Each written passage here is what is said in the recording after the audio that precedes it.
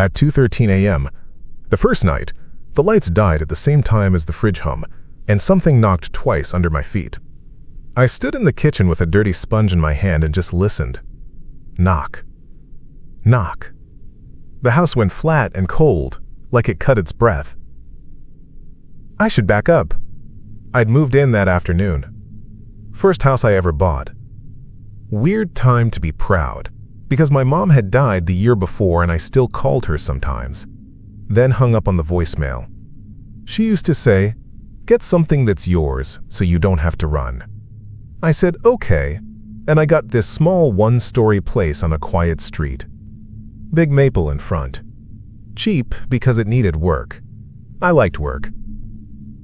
The living room floor was soft near the wall.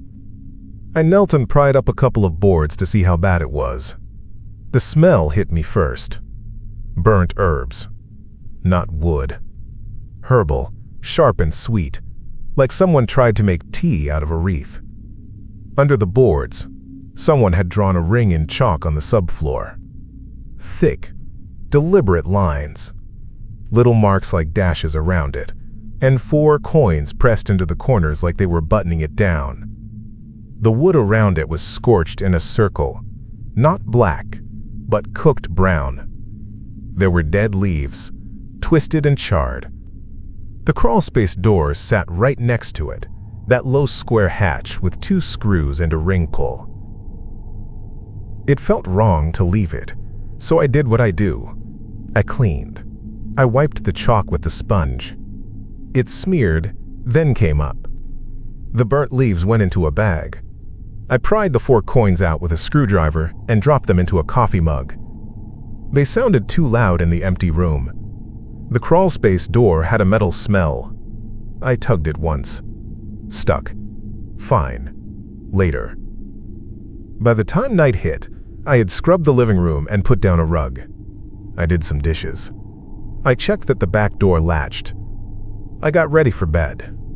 It was cool for June, but not that cool. That's why the breath thing was weird. The house felt normal until 2:13. I know because I couldn't sleep and I was still looking at my phone. 2:13. Snap. Power gone. The little night noise died. Then that knocking below. I froze. I thought, pipe, how settling. I told myself that. My mouth said it out loud. It's just settling, like that would make it true. Then the air went cold enough that I saw my breath, a thin fog in my own hallway. I stood there long enough to feel stupid. I turned my phone light on. I stepped on the rug. The floor felt damp under it. I lifted the edge and found a damp shape under it. A circle soaked into the wood like it had sweated. The ring I cleaned was back, a gray shadow. I put the rug down. I said, "Nope." I got a sweatshirt and a flashlight and sat in the kitchen waiting for the power to come back. It came back at 2:27. Exactly. The fridge kicked. The hum started, and the thin fog in the kitchen thinned out. I made a note in my phone.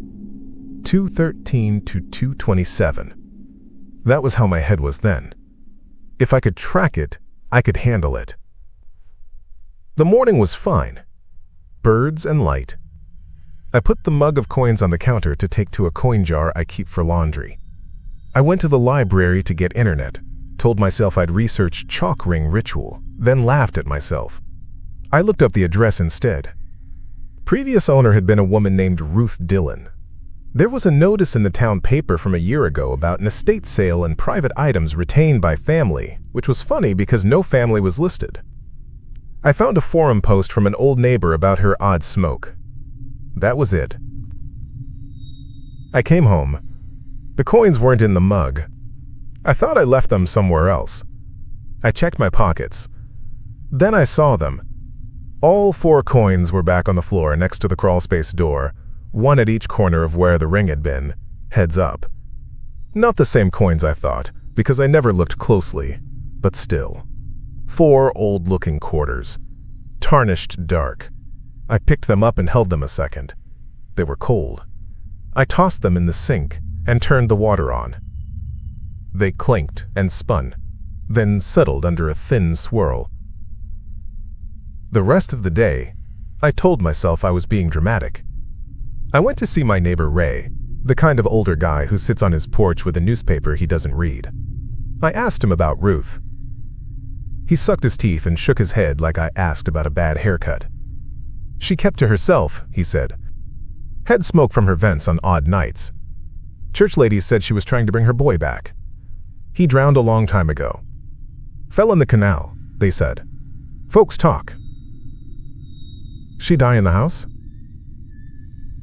Hospital, he said. But she lived there a long time after he went. I helped her with a busted pipe once. Crawl space. It's a bad crawl space. Low. Don't go in there alone. Okay, I said. I smiled, but my stomach did a slow turn.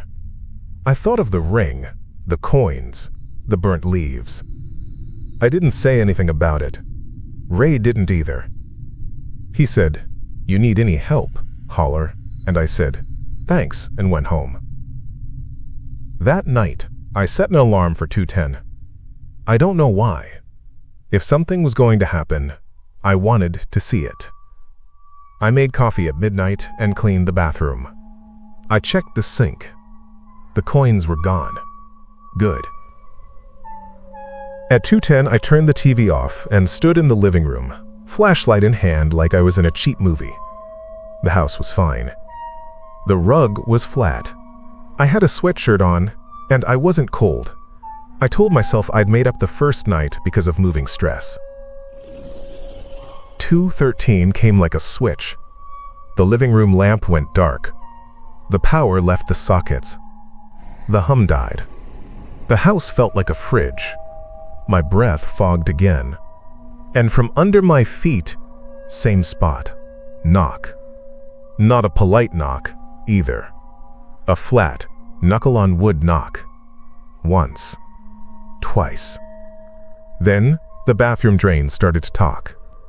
Gurgling, like someone poured a bucket down them from a long way up. The sound ran from the tub to the sink to the kitchen. Glug, glug, glug. The torch showed the bath drain turning slow, like something pushed up under it. It wasn't just noise. Okay, I said, out loud. Okay. My mouth was dry. I walked to the front door to get out. The knob turned, but the door didn't pull back. It stuck like it had swelled. I threw my shoulder at it and it didn't give. The back door didn't either. The windows were the kind that stick, and I did not want to break a window at 2:15 in my new street. I stood in the hall with the dead house pressing cold on my ears and listened to the drains. At 2:27, it all came back. Click, lights, hum. It scared me more. I laughed a little and then almost cried. I did not like not being able to open my own door. I grabbed my phone to call someone and saw a new notification. New voice memo. It had recorded while my phone sat on the counter. I don't leave that app open. I don't even use it. I hit play. It was only 9 seconds. A slow inhale. Then a whisper, ragged, like someone who'd swallowed too much water. 2 words. Need witness. The next morning, the sound of the drains stayed in my head. I went to the sink to wash a mug, and there they were. 4 coins in the bottom of the sink under a little ring of standing water. I hadn't seen them when I reached for the sponge, and now they were there. I pulled the plug and watched the water drain. It gurgled a bit, then stopped, like it had to swallow something. I told myself I didn't want to be alone here that night. I texted my friend Dylan. He's the kind of person who will come sit on your couch when you say, "Weird stuff is happening," and he won't make it a big thing. He brought pizza and a sleeping bag. He laughed about the coin thing. He said, "Ghost quarters. Spooky." I told him everything. I showed him the floor where the chalk ring had been. The wood there felt colder underhand than the rest, I showed him the crawlspace hatch. He knocked on it and said, "Hello?" Because he's an idiot, and we both stood way too still waiting for a knockback. None came then. That was almost worse. We stayed up with a movie. We talked about my mom and how I'd kept her last voicemail because it was the only recording I had of her voice where she sounded like herself and not tired. Dylan said, "Don't lose that," and I said, "I won't," and then I hated that we said it out loud. He fell asleep on the floor at 1. I dozed on the couch. I woke to cold air on my face. I didn't need to check the time. You feel 2:13. It was like someone opened the house to winter. The TV went black. The lamp died. The drains woke up. Water glugged through them like a throat. The front door creaked a little, wood moving, as if it adjusted itself from inside. "Dylan," I said. He didn't move. I went to kick his foot and saw his hands. He had chalk smears on his palms. Thick white dust, like he'd rubbed his hands together in it. He slept with his hands folded under his cheek like a kid. The chalk left marks on his face. I shook him. "What?" he said. He sat up fast. He looked at his hands and said, "Did I? What the hell?" He looked at the spot on the floor where the ring had been. I did too. The wood had that faint circle again. You couldn't see it straight on, but at an angle, it showed. He got up and looked at the crawlspace door. There were finger marks and dust there. The weird thing was the direction. They ran from the middle of the hall toward the crawlspace, but the toes on the prints were pointing away, like whoever made them had walked backward. We did not sleep again. At 2:27, the power came back and we sat until dawn. Dylan said, "You need an actual person to look under that door." And I said, "Yeah," because I didn't want to say what else we needed. "A witness," the memo said. I called a contractor. Not a ghost hunter. Just a crawlspace guy from a number Ray gave me. Rick. He showed up with a light and a box of plastic sheeting. He looked at the hatch and said, "I'll pop this and see what's there. These old ones sometimes have a sump you don't know about. That could be your drain sounds." I liked the idea of a sump. Sumps are normal. He cracked the screws and lifted the door. The smell came up first. Not rot. Wet dirt and that same burnt herb ghost. His light hit plastic sheeting that someone had laid down under the house.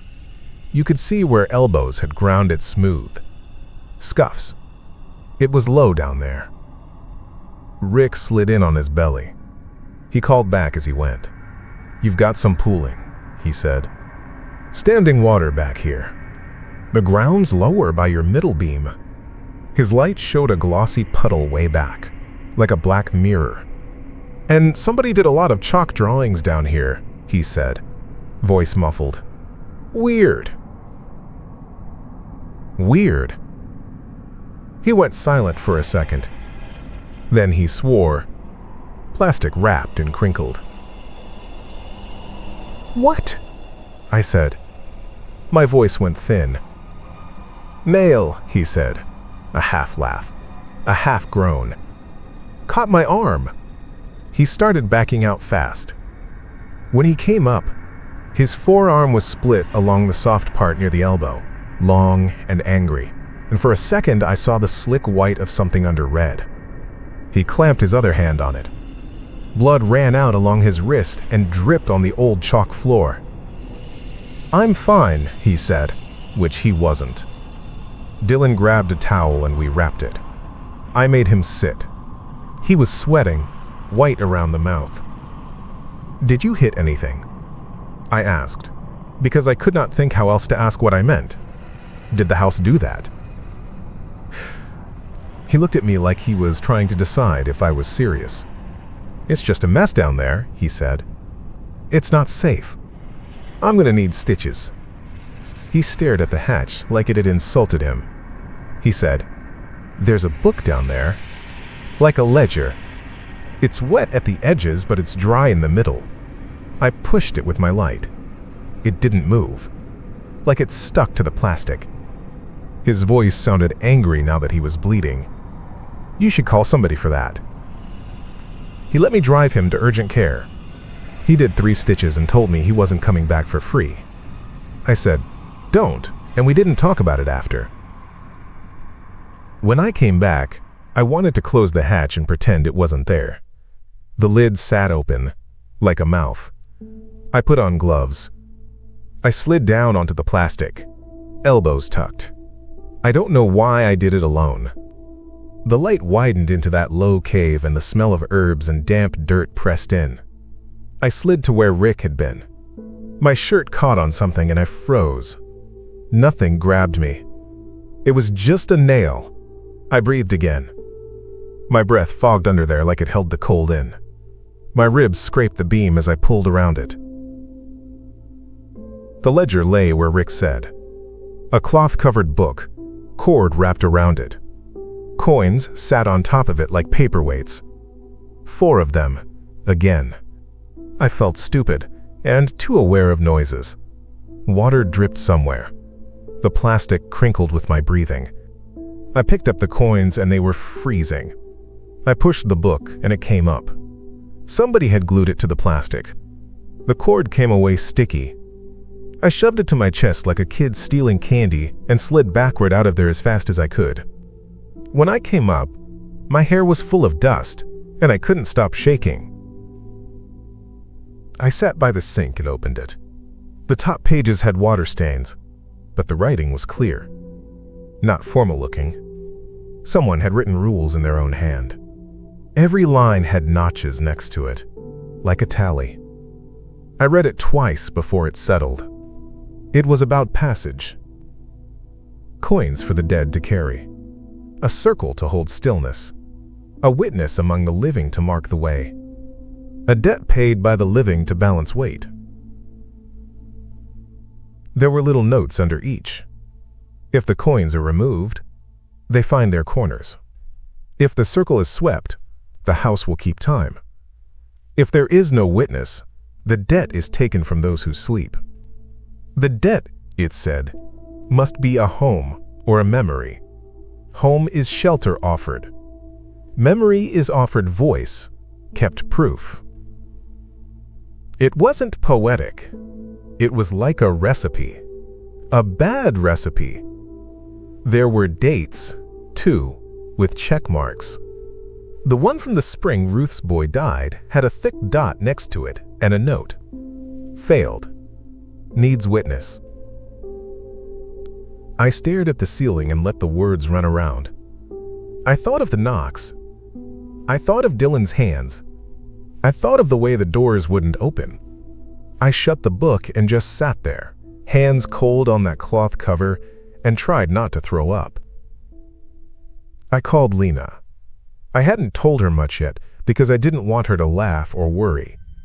She said she'd come after work. I told her not to.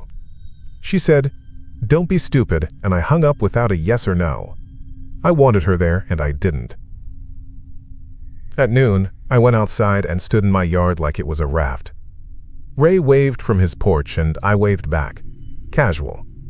I went to my car with the ledger under my arm, meaning to leave, to take it to some office and tell them I found something. The car wouldn't start. It wasn't the battery. It was like the key turned, and the car just decided not to. I tried again. Nothing. I left the key turned and almost cried when I realized what I was doing, like I thought I could power a house with it. I took a breath and put my forehead on the steering wheel. I told myself, power issues happen. Old wiring. You're scared. It spun me like that all day. I ate crackers because I didn't want to cook. I heard the drains burp once at 3 in the afternoon when the house was warm. That freaked me out more than the timed stuff. It meant it was all the time. It meant the house just showed itself on a schedule. Lena came at 6. She's practical, brown hair up in a knot, sunglasses on her head. She hugged me hard, then held my shoulders and looked at me. "You look like you've been sleeping in a freezer," she said. "It feels like that," I said, and I told her. I showed her the ledger. I didn't read her the notes about the debt because I didn't want to say it out loud again. She read them herself. She didn't laugh. She sat on the floor with me and rested her head on my knee. She said, "You think her son is still here?" "I think something is," I said. "What's the witness for?" she said. "To see," I said. I didn't have better words than that. To say, this happened. To count the weights. At 8 o'clock, I texted Dylan to stay home. He sent back, "You sure?" I said yes. I stood up, sat down. I boiled water and forgot to make tea. The water cooled, and I boiled it again. I told Lena if she wanted to go to her place, now was the time. She shook her head. "You wouldn't leave me," she said. 2:10. We sat on the floor with our backs to the couch. I put the ledger on the coffee table. I put the 4 coins from the book on it, and the other 4 from the sink next to them. When I counted, there were 8. Then I went to the kitchen and found another 4 by the sink drain, as if the house had a lot to spare. I put them all on the book in 2 neat lines because it felt right to make order where I could. "You don't have to do a ritual," Lena said. "I think I do," I said. "Not to get anything, just to shut it." She failed. It kept her promise, maybe, and now it wants its end. It keeps the time. It keeps knocking. It wants a witness and a debt. It's going to take it from us if we don't choose. "And the debt can be a home or a memory," she said. "Or it takes from those who sleep," I said. I looked at her hands. She put her hands face down on her knees, hiding her palms like that would stop chalk. "Then make it yours," she said. "Don't let it take it from me." "I wasn't going to," I said. It came out bad. The open house came in right on time. 2:13. Lights out. Breath went white. Doors thumped in their frames. The drains spoke. The knock came under the floor, then another. The ledger shifted on the coffee table like it tugged inward.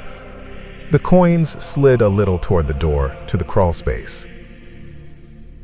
I went to the ring spot. In the light from my phone, you could see the chalk shadows. You don't think about cleaning making a place worse until you do it. I had scrubbed the rope out of a net. It wanted to be there. I put my hands down and traced the circle with chalk I borrowed from a box in the junk drawer. I don't even know why I had chalk. I guess the woman before left it. The dust went on the floor easy. I connected the ring around the damp stain. My fingers shook. The chalk broke once. I scraped it into my pocket dust and kept going. When I finished, the air felt heavier, like it approved. I put 12 coins on the circle, 1 at each mark. 1 could still see. It looked like a kid's game. My hand set the last one and I knew, like you know a storm is about to hit, that I was so far past games. "Stand in the couch shadow," I told Lena. "Don't touch the circle. You're the witness." I hated saying it. She nodded. Her breath fogged in little bursts. She set her phone on the arm and hit record without looking, like the voice memo was part of it now. I didn't ask her to. She just did it. I went to the crawlspace door. I put my hand on the ring pull. "No," Lena said, and then, softer, "Okay." She covered her mouth with her hand. I pulled. The door came easy. The smell came up like before. Wet, old smoke. Water lapped something in back. The drains matched it. Sounds above and below lined up like tracks. The knocks under the living room got faster. Not loud, but urgent. "You have to pay," I said to the empty hole like an idiot. "I know." My lips didn't stop moving. I said, "There has to be a debt. There has to be a house and a memory. I can do both. Take the house. Take my house." My throat hurt. I mean that literally. I knew I was going to lose it. If I finished this, the house would not be mine after. I knew it down in my ankles. Maybe it would burn. Maybe the city would condemn it. Maybe it would just be not mine. I didn't care. I felt weirdly calm then. I had one other thing to give. It sat in my phone. My mom's last message was 1 minute and 12 seconds. She said she'd swung by my door with a lasagna, and I wasn't home, and she loved me, and she'd put it in the freezer because she didn't trust me to eat it before it went bad. It made me laugh every time. It was her voice the way I knew it. I opened my voicemail. My thumb hovered. I felt sick. I looked at Lena. She shook her head a little, like, "Don't," because she knew, because she had heard it before. But she didn't say stop. "Witness," I said, like an idiot, again. I played the message out loud. My mom's voice filled the cold room. She laughed once in it, a little burst halfway through. I held the phone over the open crawl. The drains gurgled in answer. The lights were out, but the house felt brighter, like pressure had moved. "I can't get this back," I said to nobody. "You know that." I hit delete. The screen asked if I was sure. I hit yes. It asked, "Permanently?" I hit yes. My thumb shook so bad, I almost missed the button. The message blinked out of existence. I felt it like a piece of my chest undercut. The knocking under the floor stopped. Not slowly. It was there, then it wasn't. The gurgle in the drains went from throat to breath. The power didn't come back yet, but the cold in the room eased like someone closed a window. My breath fog thinned. The circle on the floor looked different, less sharp, like it had been wet and then dried in an instant. I dropped the phone into my pocket and slid down into the crawl space with my light. I put more coins on the plastic near the ledger, spreading them with my hands like I was paying a toll I didn't understand. I didn't want to be down there long. I said, voice shaking, "Take this and go. Leave us. Leave the living." It felt stupid and important. Something moved way back beyond my light. I'm not going to tell you I saw a shape, a boy, a figure. I didn't. But the water on the plastic shivered once and made a tiny wave toward me, and then away. It moved wrong, like water under a fan. I froze, then slid out as fast as I could without ripping my shirt on a nail. My calves cramped. I stood up into air that wasn't warm, but it wasn't biting anymore. 2:27 came and the lights snapped on. The fridge hummed. The heater clicked, even though it shouldn't have needed to. I stood there waiting for something to knock again. It didn't. Lena came to me and put her hand on my chest. "You okay?" she said. My heart was beating into her fingers. I nodded. I couldn't say yes or no. I was shaking so hard my teeth clicked. We slept in the daytime after. We woke in the afternoon and it felt like when snow stops and you realize the highway is quiet. I looked at my phone out of habit. No new voice memo. The ledger sat open on the table. I saw a wet fingerprint stain on a note I don't remember touching. It said, "Witness keeps count. Sheriff gets keys." That made me laugh even when I didn't want to. I left the house that evening. I went to the motel on Route 6. I called the county in the morning. I told them my place had some structural issues and water problems that made it unsafe. That was true. I handed them a key in a little envelope and said I didn't want it anymore. That was also true. It had felt not mine since 2/27. They boarded it 2 days later. Ray said nothing when I told him. He just watched them put up the plywood and said, "Sometimes a place has too much memory," and patted my arm like I was the old thing. I moved in with Lena for a while. I still woke at 2:13 for a week and held my breath in the dark waiting for the knock. Nothing. My phone didn't record on its own. I scrolled to where my mom's message would have been and stared at the blank gap until my eyes watered. I reached up to rub them and found chalk dust under my nails, even though I'd scrubbed my hands a dozen times. Dylan came over with bagels. He said, "You okay?" And I said, "No," and he said, "Good," because he's dumb like that. And he sat with me. He showed me his palms. Clean. He hadn't sleepwalked since. He made a circle on the table with his finger and then stopped like he thought better of it. We both laughed and then didn't. A week after I left the house, I drove by with a coffee just to see if the boards were still there. They were. Over the porch, someone had stuck a bright orange notice. Unsafe. Keep out. There were no coins on the step. I wanted there to be. I don't know why. At 2:13 that night, in Lena's place, I woke up anyway. Habit. The room was warm. The heater kicked gently. I lay there and stared at the ceiling, counting down in my head to 2:27 because that was what I did. The phone on the nightstand buzzed once. My heart jumped. A voice memo notification slid down. New recording. My hands went cold again. I sat up slow and tapped it. 5 seconds. I hit play. There was empty room sound, the little hiss everything has. Then a breath out, not in. Then a small sound, like a coin set down on wood. Not dropped. Set. That's all. I stood and went to the kitchen. A single coin sat on the counter by the sink. It was a quarter with a year from before I was born. For a second, I thought I would pick it up and it would be cold. It was warm from the room.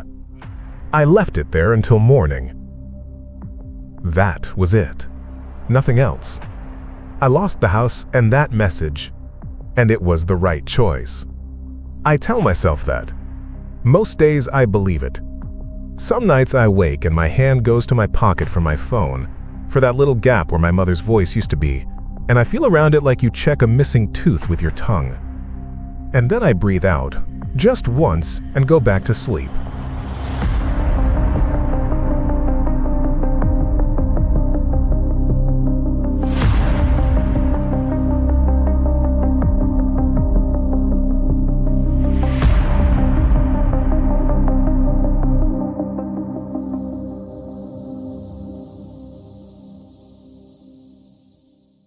I hope you enjoyed that one. Sometimes these stories stay with you longer than you expect. If you'd like to hear more, subscribe for the next night's story. Like the video if you enjoyed it, and maybe watch another before the lights go out. See you in the next one.